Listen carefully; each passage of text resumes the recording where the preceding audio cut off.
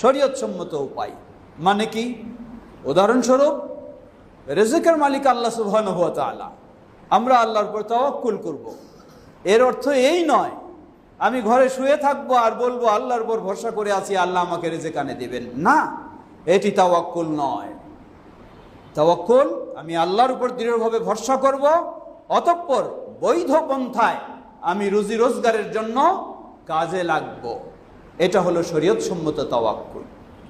আমি ঘর থেকে বের হয়ে যাচ্ছি, ঘর থেকে বের হলাম, বললাম যে আল্লাহর উপর তাওয়াক্কুল করে বের হয়ে গেলাম, আমার ঘরে চোর টোর ঢুকবে না, আর দরজা খুলে রেখে আমি চলে গেলাম, না, এটি শরীয়তসম্মত তাওয়াক্কুল নয়।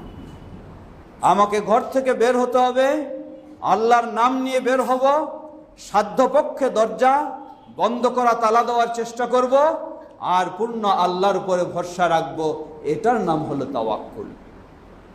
আমি দরজা খুলে রেখে চলে গেলাম আর আল্লাহর উপর তাওয়াক্কুল করলাম, পরে চোর এসে ঢুকে গেল, পরে বলবো যে আমার কেমন তাওয়াক্কুল হলো আল্লাহর উপর, আসলে এই তাওয়াক্কুলের কোনো মূল্য নাই। এই ধরনের ইবলিসি চিন্তা। আপনাকে অবশ্যই শরীয়তসম্মত পন্থা অবলম্বন করতে হবে।